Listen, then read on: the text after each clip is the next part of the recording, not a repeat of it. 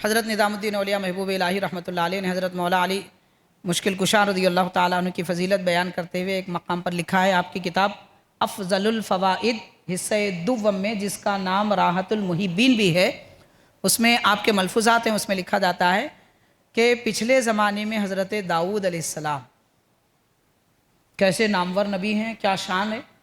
حضرت داؤد علیہ السلام کی شان قرآن مجید بیان کرتا ہے، آپ اپنے ہاتھوں سے جنگی لباس بناتے تھے، زرہ لباس بناتے تھے، جنگی لباس لوہے کا ہوتا ہے، اس کے لیے آپ کو کٹنگ پلیئر فلاں وہ کسی چیز کی ضرورت نہیں تھی، ہاتھ سے لوہا یوں موڑتے ایسا موڑ جاتا تھا، باریک باریک لباس ہوتا ہے، زنجیریں بنائی جاتی ہیں جنگی لباس میں، تو لوہا آپ کے ہاتھ میں موڑ کرا ہوتا تھا۔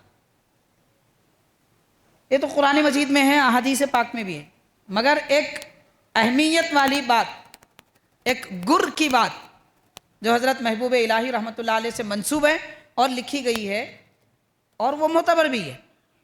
حضرت محبوب الہی نظام الدین اولیاء رحمۃ اللہ علیہ نے فرمایا، حضرت داؤد علیہ السلام جب زرہ بناتے لوہے سے تو حضرت علی رضی اللہ تعالی عنہ کا نام لے کر جب لوہے کو ہاتھ لگاتے تو وہ لوہا نرم ہوتا تھا۔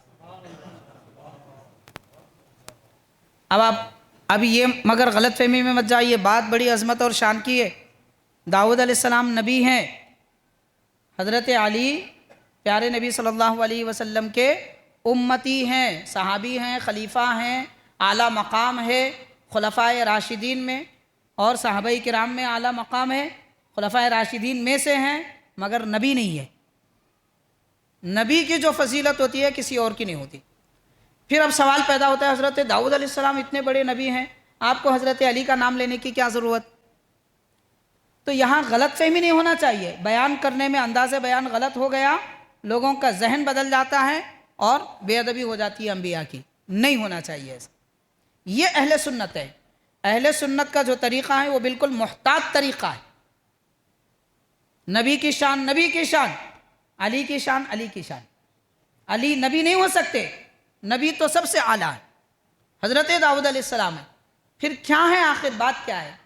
بات ایسی ہے میرے جناب، بس چھوٹی سی معمولی سی بات ہے، سمجھنے کے لیے ہم دنیا میں کیا کیا کام نہیں کرتے، آپ اتنا گہرائی میں جانے کی کوئی ضرورت بھی نہیں ہے، غلط مطلب سمجھنے کی بھی کوئی ضرورت نہیں ہے، بالکل سیدھی سی بات ہے۔ ایک باپ ہے، اٹھ کر آسانی سے پانی لے سکتا ہے نہیں لے سکتا ہے؟ بالکل لے سکتا ہے، مگر بیٹے سے کہتا ہے کہ بیٹا ذرا پانی لاؤ، تو بیٹا پانی لا کر دے تو پیتا ہے۔ تو کیا باپ پانی پینے کے لیے بیٹے کا محتاج ہے؟ نہیں ہے، بیٹا خدمت گزار ہے، بیٹا خدمت گزار ہے۔ حضرت داؤد علیہ السلام والد کی حیثیت رکھتے ہیں، حضرت علی بیٹے کی حیثیت رکھتے ہیں، تو آپ کے نام سے حضرت داؤد علیہ السلام خدمت کیا کرتے تھے، حقیقت یہ ہے۔ مگر یہ بات کوئی ان پڑھ جاہل کو معلوم ہے، وہ اس کو الٹا کر کے بیان کرتا ہے، دیکھو علی کی شان داؤد علیہ السلام سے بڑی ہے، نعوذ باللہ، کفر ہو جائے گا، کفر ہو جائے گا۔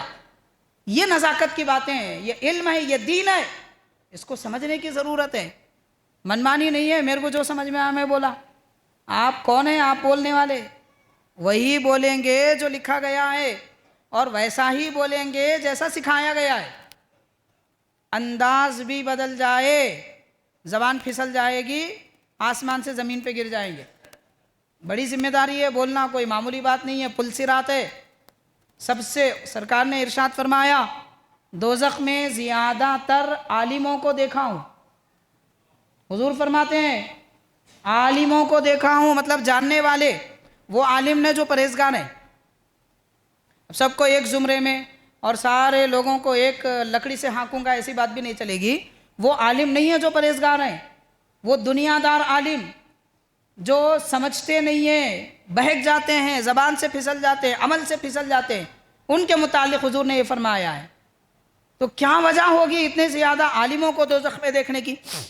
وجہ آسانی سے سمجھ میں آ رہی ہے، زبان پھسل گئی بولنے میں، لہجہ بدل گیا، سرک گئے۔